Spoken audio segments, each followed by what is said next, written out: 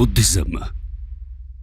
दोस्तों, आज मैं आपको ऐसे समय से अवगत कराने वाला हूं जिसे इंडियन एंशिएंट हिस्ट्री का वाटरशेड मोमेंट बोला जा सकता है।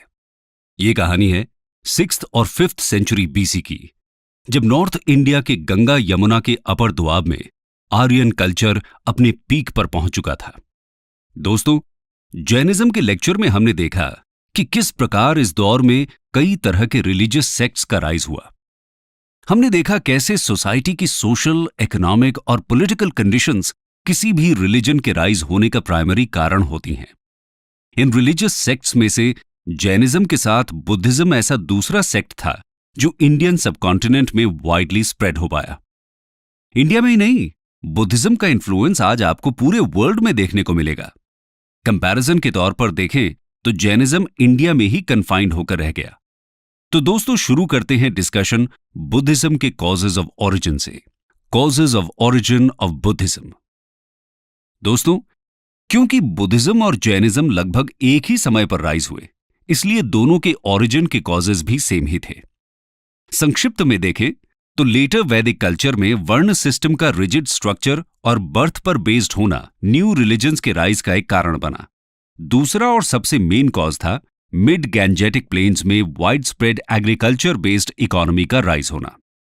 तीसरा, कॉइन्स के यूज से ट्रेड और कॉमर्स बढ़ा, जिससे वैश्याज का सोसाइटी में इंपॉर्टेंस बढ़ता गया और वो अपनी सोशल स्टेटस बढ़ाने के लिए नए रिलीजन्स की ओर आकर्षित हुए। और फाइनली, सोसाइटी के कंजर्वेटिव लोग पुरानी लाइफस्टाइल की मांग करने लगे। दोस्तों, इन सभी पॉइंट्स को आप डिटेल में जैनिज्म के वीडियो से कवर कर सकते हैं। आइए अब हम बात करेंगे बुद्धिज्म के फाउंडर गौतम बुद्ध के बारे में। गौतम बुद्ध महावीर के कंटेम्पररी थे। उन्हें सिद्धार्थ और शाक्य मुनि के नामों से भी जाना जाता है। एक ट्रेडिशन के अनुसार उनका बर्थ 567 बीसी में एक शाक्य क्षत्रिय फैमिली में कपिलवस्तु के पास लुम्बिनी में हुआ, जो कि नेपाल में है।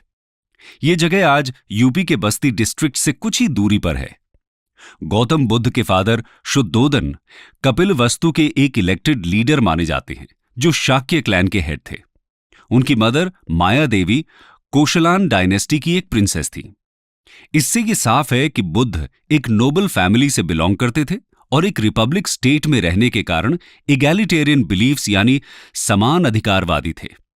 बचपन से ही उनका मेडिटेशन से बड़ा लगाव था। उनकी मैरिज अर्ली एज में ही हो गई थी, लेकिन उन्हें कभी मैरिड लाइफ में इंटरेस्ट नहीं रहा। यहां पर 4 साइट्स के फेमस इंसिडेंट का जिक्र आता है। बचपन की एक भविष्यवाणी में कहा गया कि सिद्धार्थ या तो बुद्ध बनेंगे या फिर एक ग्रेट किंग। अब उनके फादर ने उनको ग्रेट किंग बनने की मंशा रखते हुए उन्हें पैलेस की लग्जरी में बंद करके रखा। 29 साल की एज में जब पहली बार वो अपनी पैलेस से बाहर निकले तो उन्हें 4 सीन्स दिखाई दिए।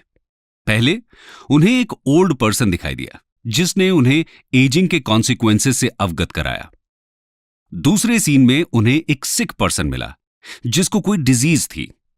उसने ये बताया कि सारे ह्यूमन बीइंग्स को डिजीज और पेन होना निश्चित है। तीसरे सीन में उन्हें एक डेड बॉडी दिखाई दी। उनके चैरियटेयर ने उन्हें बताया कि डेथ को रोकना इंसान के लिए नामुमकिन है। चौथा सीन एक एसेटिक यानी तपस्वी का था, जिसने अपने आप को ह्यूमन सफरिंग सर्च करने में डिवोट किया हुआ था। इन 4 साइट्स के बाद ही उन्हें ह्यूमन सफरिंग को खत्म करने और रीबर्थ की साइकिल से फ्री होने की प्रेरणा मिली। 29 साल की एज में ही उन्होंने अपने घर का त्याग कर दिया। समाज के लोगों में फैली मिजरी से वो काफी इन्फ्लुएंस्ड थे और उसका सॉल्यूशन ढूंढना चाहते थे। 7 साल तक वो एक जगह से दूसरी जगह भ्रमण करते रहे और 35 साल की एज में उन्होंने एक पीपल ट्री के नीचे एनलाइटनमेंट को पाया। इसी कारण से जगह का नाम बोध गया पड़ा, जो कि आज बिहार में है। इसी के बाद उनको द इनलाइटेंड वन यानी बुद्ध कहा जाने लगा। अपनी इस लंबी जर्नी में उन्होंने लोगों से अपने आइडियाज शेयर करना चालू किया, जिसे सर्मन कहते हैं। पहला सर्मन उन्होंने सारनाथ बनारस में दिया। उनकी फिजिक काफी स्ट्रांग थी, जिसके कारण वो एक दिन में ही काफी लंबी जर्नी कर पाते थे। सिर्फ बारिश के सीजन को छोड़कर वो लगातार घूमते रहते, मेडिटेट करते और प्रीच करते रहते थे। 40 साल तक यही सिलसिला चलता रहा। इस दौरान उन्हें दूसरे सेक्ट्स के सपोर्टर्स जैसे ब्राह्मण्स भी मिले, जिनको उन्होंने आसानी से डिबेट्स में डिफीट किया। उनकी मिशनरी एक्टिविटीज ने कभी भी रिच और पुअर, हाई और लो, मैन और वुमन में डिस्क्रिमिनेट नहीं किया, जो उनके इगैलिटेरियन बिलीफ्स का एक एग्जाम्पल है। 487 बीसी में कुशीनगर में 80 साल की उम्र में उनकी डेथ हो गई। ये जगह आज ईस्टर्न यूपी के देवरिया डिस्ट्रिक्ट के कसिया नाम के विलेज में है। यहां यह जानना जरूरी है कि 6th सेंचुरी बीसी में बुद्ध के एग्जिस्टेंस का कोई आर्कियोलॉजिकल एविडेंस अभी तक नहीं मिला है। कौशांबी, श्रावस्ती, वाराणसी, वैशाली और राजगृह जैसी सिटीज जिनमें बुद्ध की प्रेजेंस का दावा किया जाता है, वो सभी 5th सेंचुरी बीसी के बाद ही अर्बनाइज हो पाई। दोस्तों, आगे बढ़ते हैं और बात करते हैं बुद्धिज्म की डॉक्ट्रिन्स की। Doctrines of Buddhism. Gautam Buddha वास्तव में एक प्रैक्टिकल रिफॉर्मर थे, जिन्होंने उस समय की सोसाइटी की रियलिटीज को एक्सेप्ट किया और उसके खिलाफ लड़ाई लड़ी। उन्होंने खुद को समाज की सामान्य समस्याओं से जोड़ा जो लोग डेली लाइफ में सफर कर रहे थे। उनका यह मानना था कि वर्ल्ड सॉरो यानी कि शोक से भरा हुआ है और लोगों की सफरिंग का मेन कारण उनकी डिजायर्स हैं। यदि इन डिजायर्स को कॉन्कर कर लिया जाए तो इंसान निर्वाणा को पा लेता है, जिसके बाद वो बर्थ और डेथ के साइकिल से फ्री हो जाता है। उनका कहना था कि निर्वाणा कोई प्लेस नहीं है जहां पहुंचा जा सकता है, बल्कि ये एक एक्सपीरियंस है जिसको इसी लाइफ में पाया जा सकता है। बुद्धिज्म में कोई भी सुप्रीम डेइटी या गॉड को इस्टेब्लिश नहीं किया गया। बुद्ध ने ह्यूमन मिजरी को एलिमिनेट करने के लिए 8 फोल्ड पाथ यानी अष्टांगिका मार्ग को रेकमेंड किया। 3rd सेंचुरी बीसी के एक टेक्स्ट में इस पाथ का मेंशन किया गया है। इस 8 फोल्ड पाथ में इंक्लूडेड है राइट ऑब्जर्वेशन यानी सम्यक दृष्टि, राइट डिटर्मिनेशन यानी सम्यक संकल्प, राइट स्पीच यानी सम्यक वाणी, राइट एक्शन यानी सम्यक कर्मांत, राइट लाइवलीहुड यानी सम्यक आजीविका, राइट एफर्ट यानी सम्यक व्यायाम, राइट अवेयरनेस यानी सम्यक स्मृति और राइट कंसर्न यानी सम्यक समाधि। बुद्ध के अनुसार यदि मनुष्य इस 8 फोल्ड पाथ को फॉलो करेगा तो वो अपने आप को रिचुअल्स को फॉलो करने की नेसेसिटीज से दूर रख पाएगा और निर्वाणा की ओर अग्रसर हो पाएगा, और ऐसा करके वो अपने फाइनल डेस्टिनेशन को पाने में सक्सेसफुल हो पाएगा। बुद्ध की सबसे इंपॉर्टेंट फिलॉसफीज में से एक थी मिडिल पाथ। इसके हिसाब से इंसान को लग्जरी और ऑस्टेरिटी यानी तपस्वी जीवन के बीच में रहने के उपदेश दिए। दोनों ही चीजें एक्सेस में नहीं होनी चाहिए। यही फिलॉसफी बुद्ध को महावीर से अलग बनाती है, जहां महावीर ने स्ट्रिक्ट ऑस्टेरिटी को फॉलो करने को कहा। बुद्ध ने अपने फॉलोअर्स के लिए एक कोड ऑफ कॉन्डक्ट भी बनाया। उसके प्रिंसिपल टेनेट्स कुछ इस प्रकार थे। डू नॉट कमिट वायलेंस यानी हिंसा मत करो। Do not covet the property of others यानी दूसरों की संपत्ति की कामना मत करो। डू नॉट यूज इंटॉक्सिकेंट्स यानी मादक द्रव्यों का प्रयोग मत करो। डू नॉट टेल अ लाई यानी झूठ मत बोलो। Do not indulge in sexual misconduct and adultery यानी व्यभिचार से दूर रहें। आप देखेंगे कि ये टीचिंग्स हमें जैनिज्म में और बाकी सभी रिलीजन्स में भी देखने को मिलती हैं। बुद्ध के अनुसार हर इंसान खुद ही अपनी हैप्पीनेस के लिए रिस्पॉन्सिबल होता है। ये फीचर बुद्धिज्म के इंडिविजुअलिस्टिक कंपोनेंट को दर्शाता है। दोस्तों, जैनिज्म और बुद्धिज्म इसी दौर में राइज हुए, तो एक नजर डालते हैं दोनों के डॉक्ट्रिन्स के डिफरेंसेस में। Comparison with Jainism. Buddhism cycle of birth and death में बिलीव करता है, जो कि सिर्फ निर्वाणा यानी एनलाइटनमेंट से ब्रेक हो सकता है, जबकि जैनिज्म इंसान के गुड और बैड डीड्स के हिसाब से चलता रहेगा जब तक लिबरेशन अचीव नहीं होता। बुद्धिज्म में सिन को डिफाइन नहीं किया गया है, जबकि जैनिज्म में दूसरों को हार्म पहुंचाना सिन बताया गया है। बुद्धिस्ट टीचिंग के अनुसार लाइफ को सफरिंग बताया गया है, जो डिजायर्स के कारण उत्पन्न होती हैं। 8 फोल्ड पाथ को फॉलो करके इंसान इससे बच सकता है। जैनिज्म सभी लिविंग बींग्स की रिस्पेक्ट पर स्ट्रेस करता है और लिबरेशन का माध्यम 5 वाउज बताए गए हैं। बुद्धिज्म के 2 मेन सेक्ट्स हैं, महायान और हीनयान। जैनिज्म के 2 मेन सेक्ट्स हैं, श्वेतांबरस एंड दिगंबरस।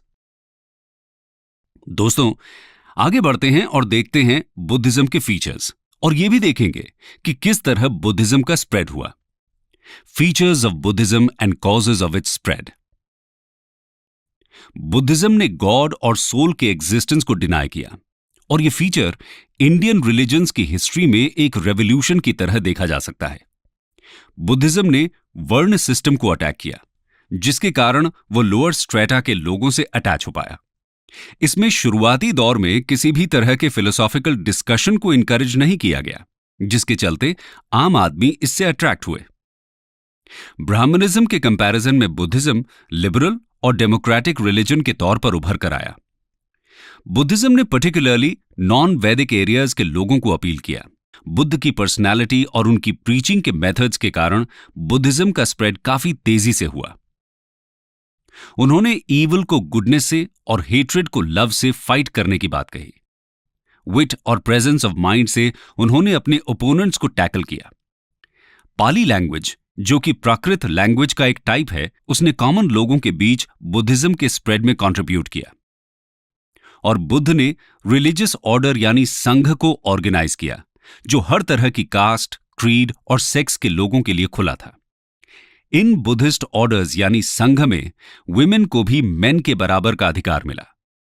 स्लेव्स केवल अपने मास्टर्स की परमिशन के बाद ही ज्वाइन कर सकते थे। संघ को ज्वाइन करने के लिए कॉन्टिनेंस यानी संयम, पॉवर्टी और फेथ होना जरूरी था। तो ओवरऑल अगर देखा जाए तो बुद्धिज्म के 3 प्रिंसिपल एलिमेंट्स थे: बुद्ध, धम्म और संघ। ऑर्गेनाइज्ड प्रीचिंग और संघ की मदद से बुद्धिज्म बहुत तेजी से प्रोग्रेस करने लगा। मगध, कौशाल और कौशांबी जैसे कई रिपब्लिकन स्टेट्स के रूलर्स और वहां के लोगों ने बुद्धिज्म को अपनाया। बुद्ध की डेथ के 200 साल बाद अशोक ने बुद्धिज्म को एम्ब्रेस किया। अशोक ने अपनी मिशनरी एक्टिविटीज से बुद्धिज्म को सेंट्रल एशिया, वेस्ट एशिया और श्रीलंका तक पहुंचाया और बुद्धिज्म को एक वर्ल्ड रिलीजन बना दिया। बुद्धिज्म का ओरिजिन जरूर इंडिया में रहा, पर यह इंडिया से डिसअपियर हो गया, लेकिन south Asian, south east Asian और ईस्ट एशियन कंट्रीज में फॉलो किया जाता है। दोस्तों, गौतम बुद्ध की डेथ के बाद उनकी टीचिंग्स को कंपाइल करने के लिए एक काउंसिल का गठन किया गया। आगे चलकर टोटल 4 काउंसिल्स बुद्धिज्म में हुई। इन काउंसिल्स पर एक नजर डालते हैं। Buddhist councils. First council king Ajatashatru के पेट्रोनेज में 483 बीसी में हुई। मंक महाकश्यपा ने इसको प्रिसाइड किया। राजगृह के सत्तपानी केव में यह काउंसिल हुई। बुद्ध की टीचिंग्स यानी सुत्त को प्रिजर्व करने और डिसाइपल्स के रूल्स बनाने के लिए यह काउंसिल हुई। इसी काउंसिल में बुद्ध की टीचिंग्स को 3 पिटकास में डिवाइड किया गया। सेकेंड काउंसिल किंग कालाशोका के पेट्रोनेज में वैशाली में 383 बीसी में हुई। इसको सबाकमी ने प्रिसाइड किया। थर्ड काउंसिल किंग अशोका के पेट्रोनेज में 250 बीसी में पाटलिपुत्र में हुई। मोगलीपुत्ता तिस्सा ने इसको प्रिसाइड किया। फोर्थ काउंसिल कुषाण टेम्पल के किंग कनिष्क के पेट्रोनेज में 72 एडी में कुंडलवन कश्मीर में आयोजित की गई। वासुमित्र ने इसको प्रिसाइड किया। फोर्थ काउंसिल इंपॉर्टेंट रही क्योंकि इसी काउंसिल में बुद्धिज्म 2 सेक्ट्स महायान और हीनयान में डिवाइड हो गया। दोस्तों, आज बुद्धिज्म हजारों सेक्ट्स और स्कूल्स ऑफ थॉट्स में डिवाइडेड है। इनमें से कुछ इंपॉर्टेंट स्कूल्स और उनकी बेसिक आइडियोलॉजी को समझते हैं। Schools of Buddhism. महायान, इसका लिटरल मीनिंग है ग्रेट व्हीकल। इसके अंतर्गत बुद्ध को गॉड की श्रेणी में रखा गया। बुद्ध की आइडल वर्शिप को इंपॉर्टेंस दी गई। महायान बुद्धिज्म नॉर्थ इंडिया और कश्मीर में ओरिजिनेट हुआ और बाद में सेंट्रल एशिया, ईस्ट एशिया और साउथ ईस्ट एशिया में स्प्रेड हुआ। चाइना, कोरिया, तिब्बत और जापान में इस बुद्धिस्ट स्कूल को फॉलो किया जाता है। हीनयान, इसका लिटरल मीनिंग है लेसर व्हीकल। इसमें बुद्ध की ओरिजिनल टीचिंग्स पर स्ट्रेस दिया गया। आइडल वर्शिप को रिजेक्ट किया गया। सेल्फ डिसिप्लिन और मेडिटेशन के थ्रू इंडिविजुअल सैल्वेशन को पाने की बात कही गई। थेरावड़ा हीनयान स्कूल का ही सेक्ट है। ओरिजिनल बुद्ध टीचिंग्स के सबसे करीब इसको माना जाता है। श्रीलंका में इसका डेवलपमेंट हुआ और वहां से साउथ ईस्ट एशिया में इसका स्प्रेड हुआ। कैम्बोडिया, लाओस, म्यांमार, श्रीलंका और थाईलैंड में ये डोमिनेंट है। वज्रायना यानी द व्हीकल ऑफ थंडरबोल्ट, इसको तांत्रिक बुद्धिज्म भी कहा जाता है। 900 सीई में इंडिया में यह स्टार्ट हुआ। इसमें कुछ स्पेशलाइज्ड नॉलेज वाले लोगों को ही इंपॉर्टेंस दी गई है। इसके काफी स्ट्रिक्ट रिचुअल्स को फॉलो किया जाता है। अब एक नजर डालते हैं इंपॉर्टेंट बुद्धिस्ट टेक्स्ट्स पर। Major Buddhist texts. बुद्ध की टीचिंग्स ओरल थी, जिसको संघ के मेंबर्स ने मेमोराइज किया और स्पेशल ओकेजन्स में रिसाइट किया। फर्स्ट काउंसिल में 3 पिटकास में इसको डिवाइड किया गया और 25 बीसी में पाली लैंग्वेज में इनको लिखा गया। पहला विनया पिटका, इसमें मंक्स और नन्स के लिए रूल्स ऑफ कॉन्डक्ट और मोनास्टिक लाइफ में फॉलो किए जाने वाले डिसिप्लिन को मेंशन किया गया है। दूसरा सुत्त पिटका, इसमें बुद्ध की मेन टीचिंग्स यानी धम्म को एक्सप्लेन किया गया है। इसको 5 निकायाज में डिवाइड किया गया है। दिघा निकाया, अंगुत्तरा निकाया, खुद्दका निकाया, संयुत्त निकाया और मध्यमा निकाया। तीसरा है अभिधम्म पिटका, इसमें मंक्स की टीचिंग्स का फिलोसॉफिकल एनालिसिस दिया गया है।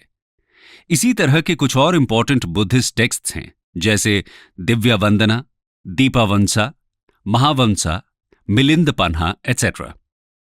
दोस्तों, जैसा कि हमने देखा कि बुद्धिज्म इंडिया से डिसअपीयर हो गया, लेकिन यह किन कारणों की वजह से हुआ, आइए जानते हैं नेक्स्ट सेक्शन में।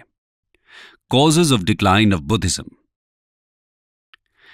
12th सेंचुरी के अंत तक बुद्धिज्म इंडिया से ऑलमोस्ट एक्सटिंक्ट हो गया। दोस्तों, कोई भी रिलीजन स्टार्ट होने का बेसिक कारण स्पिरिट ऑफ रिफॉर्म होती है, लेकिन समय के साथ वो रिचुअल्स और सेरेमनीज के सामने झुक जाता है। ब्राह्मणिज्म के जिन ईवल से लड़ाई लड़ते हुए बुद्धिज्म का राइज हुआ था, वही उसके डिक्लाइन का कारण बना। बुद्धिस्ट चैलेंज से लड़ने के लिए ब्राह्मण्स ने अपने रिलीजन को रिफॉर्म किया। उन्होंने कैटल वेल्थ को प्रिजर्व करने की बात कही और वुमेन और शूद्रास को हेवन में एडमिशन का अश्योरेंस दिया। बुद्धिस्ट मंक्स धीरे धीरे मेन स्ट्रीम लोगों से कट ऑफ होते चले गए। उन्होंने कॉमन पीपल की लैंग्वेज यानी पाली को अबैंडन कर दिया और संस्कृत को अपना लिया, जो कि इंटेलेक्चुअल्स की लैंग्वेज थी। 1st सेंचुरी के बाद से ही मंक्स ने आइडल वर्शिप प्रैक्टिस करना चालू कर दिया। रिच ऑफरिंग्स और रॉयल ग्रांट्स के चलते बुद्धिस्ट मॉनेस्ट्रीज के मंक्स की लाइफ इजी हो गई। कुछ मॉनेस्ट्रीज जैसे नालंदा ने करीब 200 विलेजेस से रेवेन्यू कलेक्ट करना चालू कर दिया। 7th सेंचुरी तक बुद्धिस्ट मॉनेस्ट्रीज ईज लविंग लोगों के डोमिनेशन में आ गई और गौतम बुद्ध ने जिन करप्ट प्रैक्टिसेस को प्रोहिबिट किया, उसी का सेंटर बन गई। इस नए तरह के बुद्धिज्म को वज्रायना बोला गया। ब्राह्मण रूलर पुष्यमित्र शुंग ने बुद्धिस्ट्स को परसिक्यूट किया। इसी तरह के कई इंस्टेंसेस हमें हिस्ट्री में देखने को मिलते हैं। हुन किंग मिहिर कुल ने हंड्रेड्स ऑफ बुद्धिस्ट्स को मार दिया। शशांक ऑफ गौड़ा ने बोधि ट्री को गिरवा दिया, जहां बुद्ध को इनलाइटनमेंट मिला। ट्रैवलर हुएन सैंग के अनुसार करीब 1600 स्तूपास को डिस्ट्रॉय कर दिया गया और हजारों मंक्स और फॉलोअर्स को मार दिया गया। साउथ इंडिया में शैवाइट्स और वैष्णवाइट्स ने अर्ली मिडीवल एरा में जैन और बुद्धिस्ट्स दोनों को ही अपोज किया। इन कॉन्फ्लिक्ट्स के चलते बुद्धिज्म वीक हो गया। मॉनेस्ट्रीज के रिच होने के बाद टर्किश इन्वेडर्स स्पेशली इन्हीं को टारगेट करने लगे। उन्होंने मॉनेस्ट्रीज को लूटा और बुद्धिस्ट्स की एक बड़ी संख्या को मौत के घाट उतार दिया। इन्हीं सब कारणों से 12th सेंचुरी तक बुद्धिज्म इंडिया से वर्चुअली डिसअपीयर हो गया। लेकिन डिसअपीयर होने के बावजूद बुद्धिज्म ने इंडियन सोसाइटी और इकोनॉमी पर अपनी छाप छोड़ी। आइए जानते हैं नेक्स्ट सेक्शन में significance and influence of Buddhism. पहले बात करते हैं इनइक्वालिटी एंड पॉवर्टी पे बुद्धिज्म के व्यूज की। दोस्तों, नॉर्थ ईस्ट इंडिया में iron plough share based agriculture, traders और कॉइन्स के कारण ट्रेडर्स और नोबल्स ने अच्छी खासी वेल्थ जोड़ ली थी। इसके कारण सोसाइटी में सोशल और इकोनॉमिक इनइक्वालिटीज क्रिएट हो गई। बुद्धिज्म ने लोगों को वेल्थ न अक्यूमुलेट करने की हिदायत दी। बुद्धिज्म के अनुसार पॉवर्टी से हेट्रेड, क्रूअल्टी और वायलेंस जन्म लेता है, इसीलिए पॉवर्टी का खत्म होना जरूरी है। अब बात करते हैं वर्ण क्लासिफिकेशन के बेसिस की। बुद्धिज्म के हिसाब से वर्ण क्लासिफिकेशन इंडिविजुअल एक्शन और क्वालिटीज पर बेस्ड था, अनलाइक ब्राह्मणिज्म जिनके लिए वर्ण क्लासिफिकेशन बर्थ पर बेस्ड था। अनडाउटेडली बुद्धिज्म का मेन ऑब्जेक्टिव था सैल्वेशन ऑफ द इंडिविजुअल और निर्वाणा। अब बात करते हैं status of women and Shudras की।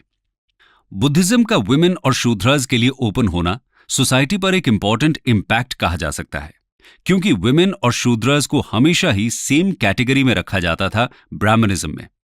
उन्हें वैदिक टेक्स्ट्स पढ़ने और सीक्रेट थ्रेड को पहनने की आजादी नहीं थी, और बुद्धिज्म में कन्वर्ट होते ही उन्हें इस इंफीरियॉरिटी मार्क्स से फ्रीडम मिला। वहीं मैन्युअल लेबर की बात करें तो बुद्धिज्म ने मैन्युअल लेबर का विरोध नहीं किया। इनफैक्ट बोध गया में मिले एक 2nd सेंचुरी स्कल्पचर में बुद्ध को प्लाव करते हुए देखा गया है। अब करते हैं कैटल की बात। कैटल की इंपॉर्टेंस पर स्ट्रेस देते हुए बुद्धिज्म ने कंट्री की कैटल वेल्थ को बूस्ट किया।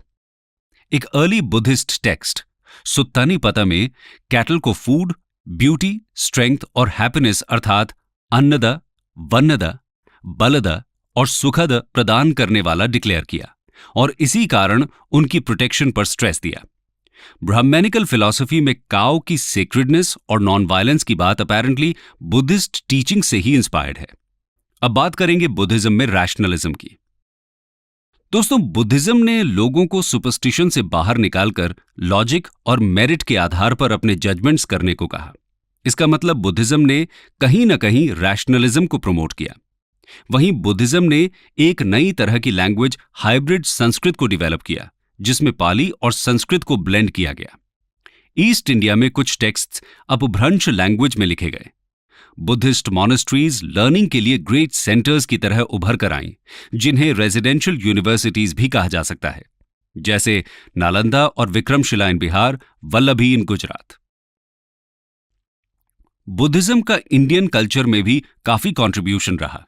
आइए एक नजर डालते हैं। Contribution to Indian culture.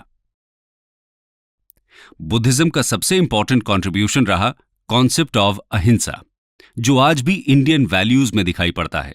Gandhi ji भी इससे प्रभावित रहे। बुद्धिज्म ने एंशिएंट इंडिया के आर्ट पर अपना प्रभाव छोड़ा। इतिहासकारों की माने तो इंडिया में वर्शिप की जाने वाली first human statue probably Buddha की ही कही जा सकती है। फेथफुल डेवोटीज ने बुद्ध की लाइफ इवेंट्स को स्टोन में पोर्ट्रे किया। बोध गया, सांची और भारत में मिले बुद्धिस्ट आर्टिस्टिक एक्टिविटी का एक इल्यूमिनेटिंग एग्जाम्पल कहे जा सकते हैं। गौतम बुद्ध की पैनल इमेजेस 1st सेंचुरी के बाद से ही हमको देखने को मिलती हैं। ग्रीक और इंडियन स्कल्पचर्स ने मिलकर नॉर्थ वेस्ट फ्रंटियर में एक नई आर्ट को क्रिएट किया, जो गांधारा आर्ट के नाम से प्रचलित हुई। मंक्स के रेजिडेंस के लिए रॉक्स में कट करके रूम्स बनाए गए, जिसके बाद बर्बर हिल्स, गया और वेस्टर्न इंडिया के नासिक के आसपास केव आर्किटेक्चर की शुरुआत हुई। साउथ के कृष्णा डेल्टा और नॉर्थ में मथुरा में भी बुद्धिस्ट आर्किटेक्चर फ्लरिश हुआ। कंक्लूजन। तो दोस्तों, ये थी कहानी बुद्धिज्म के राइज और उसके इंडिया पर इन्फ्लुएंस की। यह सच है कि बुद्धिज्म इंडिया से डिसअपीयर हुआ, लेकिन सराहनीय है कि वर्ल्ड में आज भी बुद्धिज्म एक इंपॉर्टेंट रिलीजन है। सिर्फ बुद्धिज्म में ही नहीं, बुद्ध की टीचिंग्स और उनके आइडियल्स के लिए रिस्पेक्ट आपको हर तबके के लोगों में देखने को मिलेगी। ऐसा कहा जा सकता है कि बुद्ध ह्यूमैनिटी के लिए एक ग्रेट इंस्पिरेशन है।